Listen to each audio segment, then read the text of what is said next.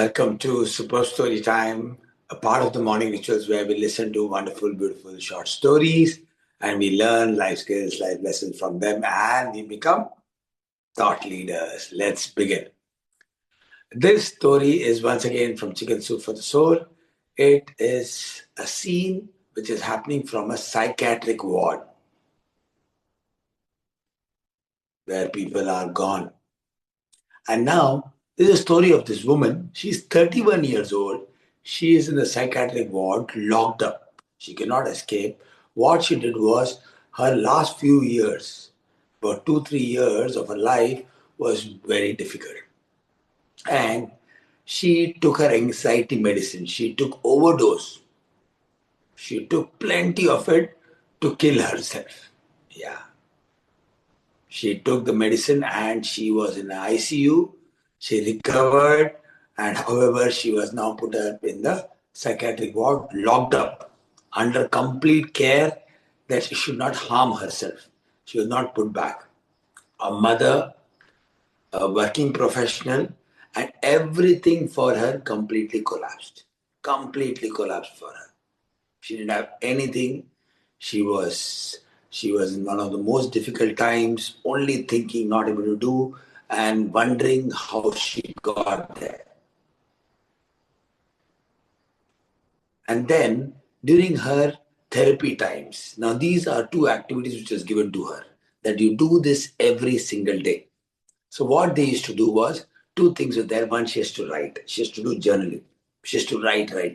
And while growing up, she wanted to be a writer. She loved writing. So she would fill pages. She would just write how her things were, how things did not go the way she was, and how she landed up in the psychiatric ward under a watch where she has no control of her life, where she committed suicide, and how many times she wanted to end her life, how many times she wanted to kill herself, commit suicide, and she used to write that.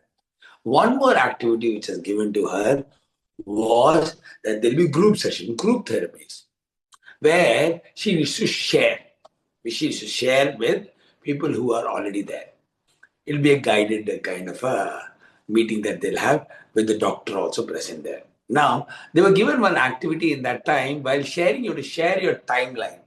You have to share your timeline where good and bad and good and bad and good and bad and things and all used to happen. So now she should do that every day. She should write, go to the meeting and be with everybody, with the doctor present, and she would give a timeline that this is what happened.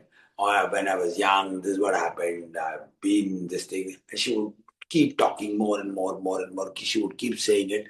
And often she'll see, oh, I'm boring these people. I am completely draining them out. I'm boring this. But she will keep going on and on. She'll ask, can I? People say, yeah, go on. And she will be thinking, how life has been difficult and all that. One day, this particular one sentence changed all of you. One of the persons in the group therapy session said, oh, you've gone through a lot. So much you've gone through. She, who was thinking that everything had just didn't happen anything with her, and there was nothing good about this, there was nothing about this, it was completely a failure. Suddenly she had a mind shift. Oh, yeah, actually, I've gone through a lot. And from that time, she started working. She realized, yes, she has gone through a lot. And she realized that now she has to make sure that she has to get the maximum out of it. From that day, she started working on her life. She realized her old dream while she was as a young girl. She wanted to write. She wanted to write as much. She started writing. And one line shifted in her mind that God gave her all the struggles, God gave her all the pains, and God gave her a lot of material to write. God gave her a lot of material. She realized that she has a gift. God gave her a gift, God gave her a talent, and God gave her a lot of material to write. Lots of material to write. That all the pain and every other thing, she started writing.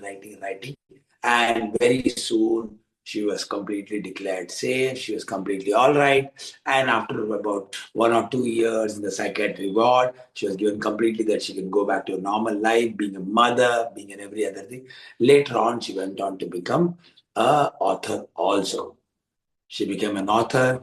She went on to write, publish many books.